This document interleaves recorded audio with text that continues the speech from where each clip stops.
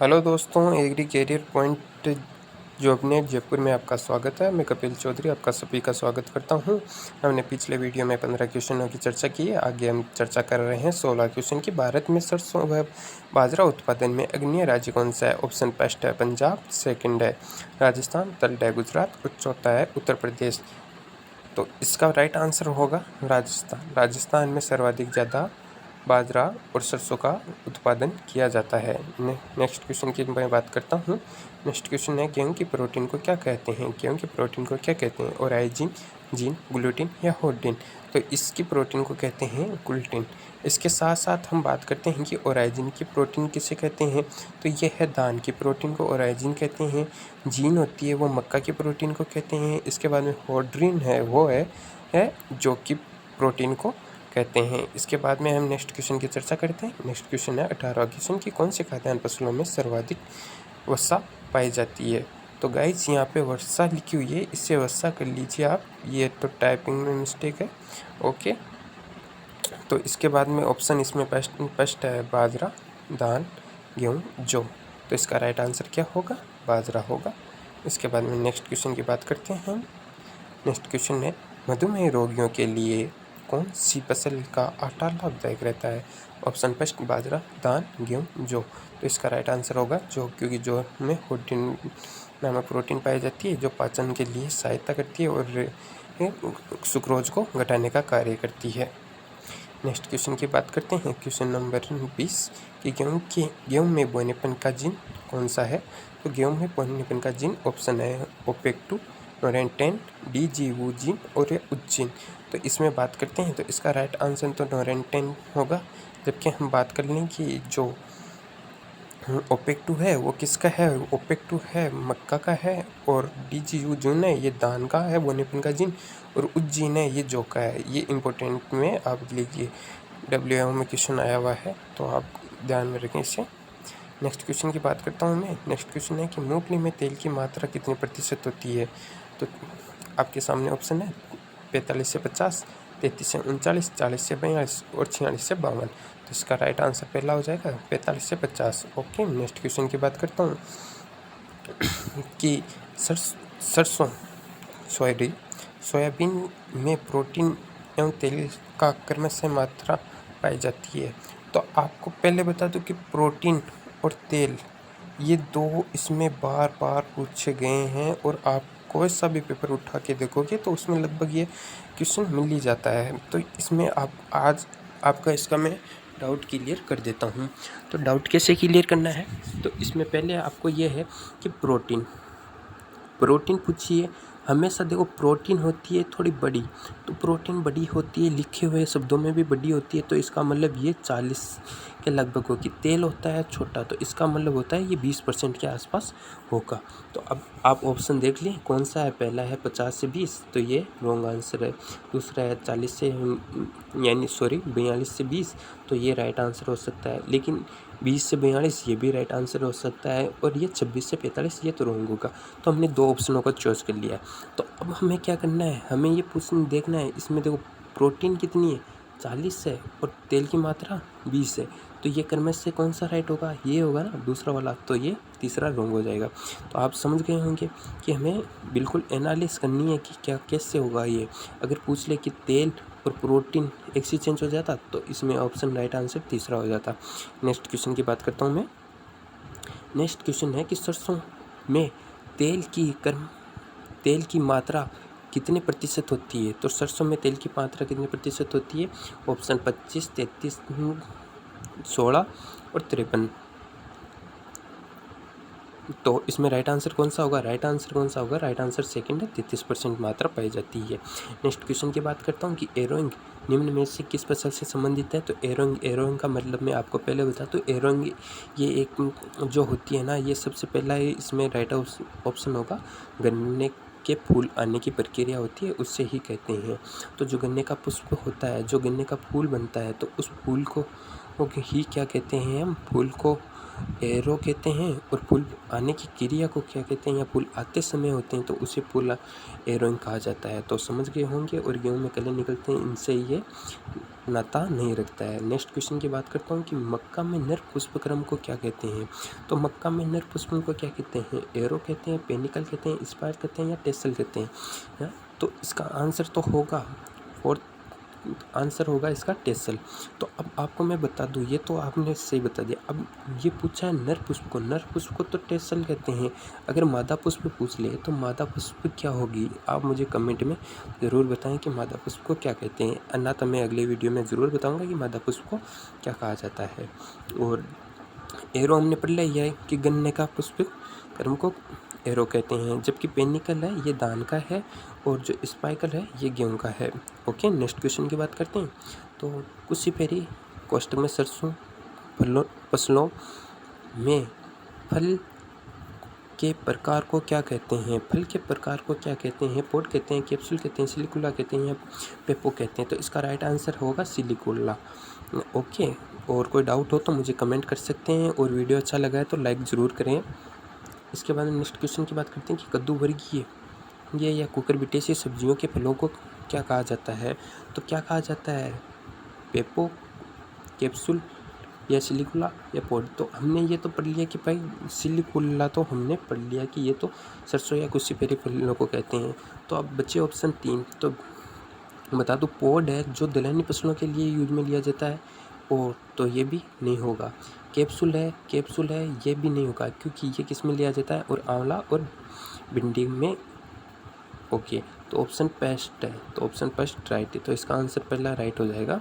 Next question की बात करता हूँ कि क्वेश्चन नंबर 28 की दलहनी फसलों में प्रोटीन की औसत मात्रा पाई जाती है। दलहनी फसलों में प्रोटीन की औसत मात्रा पाई जाती है। सभी विद्यार्थी इस क्वेश्चन को ध्यान से सुने। दलहनी फसलों में प्रोटीन की मात्रा, औसत मात्रा पूछिए, यहाँ पे औसत मात्रा पूछिए, नेट मात्रा नहीं पूछिए। तो इसलिए आप जो आंसर सोच रहे हैं वो आंसर नहीं होगा, आपने जो सोचा है वो आंसर नहीं होगा। पहला ऑप्शन है 15 से 20, 20 से 25, 25 से 30 और 30 से 40। तो इसका सभी आंसर फर्स्ट आंसर बता रहे होंगे, लेकिन ये आंसर रॉन्ग है। इसका आंसर दूसरा होगा, क्योंकि इसने औसत मात्रा पूछी है, पर्टिकुलर एक फसल नहीं लिए कि मूंग में कितनी % मात्रा पाई जाती है। जब तो आप बोल सकते हो कि 15 से 20%। ओके, कोई डाउट हो तो और मुझे कमेंट कर सकते हो। PDF पाने के लिए टेलीग्राम ग्रुप ज्वाइनिंग करें, उसमें ये आपको PDF उपलब्ध हो जाएगी आंसर की के साथ, और जो भी नोट्स वगैरह मिलते हैं वो नीचे मिल जाएंगे। नेक्स्ट क्वेश्चन की बात करते हैं कि अंधी गुड़ाई किस फसल में की जाती है। तो अंधी गुड़ाई किस फसल में की जाती है, चना, गन्ना, तंबाकू, मूंगफली। तो इसमें सिंपल सा आंसर है गन्ना है। ये तो ठीक है, गन्ने में तो की जाती है, लेकिन अंधी गुड़ाई और किस फसल में की जाती है, और किस फसल में की जाती है, कमेंट में ज़रूर बताएं, अन्यथा अगली वीडियो में तो मैं बताऊंगा ही आपको। इसके बाद में क्वेश्चन नंबर 30 पे चलते हैं। पेपिंग या सुइया बनना किस फसल से संबंधित है। तो ये आपको चना, गन्ना, तंबाकू, मूंगफली। तो ये मूंगफली से संबंधित है, जो 55 दिन के बाद में बनती है। तो इसका राइट आंसर यही है। ओके, इसके बाद में आपको पहले ही ऑलरेडी मैंने इस क्वेश्चन को हाईलाइट किया है, क्योंकि ये बार बार पूछे जाने वाला क्वेश्चन और सबसे इम्पोर्टेंट, और बच्चे कंफ्यूज हो जाते हैं इसमें, वो भी है। तो इसका है कि तंबाकू में की जाने वाली विशिष्ट क्रियाओं का सही क्रम है। सही क्रम कोई नहीं बता पाता है, तो आज मैं आपको पहले बता देता हूँ। जो पेड़ होता है, जिस पेड़ की शाखा होती है, ठीक है, तो वो है पेड़ है ये। तो इस पेड़ में पहले ऊपर क्या होता है, ऊपर होती है टॉपिंग, फिर क्या होता है नीचे डिसकरिंग, प्राइमरिंग और क्यूरिंग। तो ऊपर मैंने बता दिया टॉपिंग, डिसकरिंग, प्राइमरिंग और क्यूरिंग, ठीक है, ये 4 स्टेज। तो इसमें क्या है, देखो पहला है क्यूरिंग, तो क्यूरिंग आ रहा है नहीं, तो ये तो पहले कर जाएगा। क्यूरिंग तो नीचे आ रहा है ना।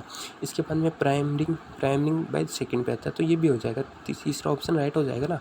इससे आप समझना होगा कि टॉपिंग का मतलब ऊपर वाली पत्तियों को तोड़ना, डिस्करिंग यानी इन पत्तियों को हटाना। इसके बाद में प्राइमरिंग जो पहले विकसित हुई है उन्हें, और क्यूरिंग यानी सुखाने की प्रक्रिया होती है ऐसे। तो ये आपको समझना पड़ेगा, ऐसे इंपॉर्टेंट क्वेश्चन है। नेक्स्ट बात करता हूँ कि कपास की प्रथम संकर किस्म कब विकसित की गई। प्रथम संकर किस्म कब गई? 1961, 1964, 1965, 1970।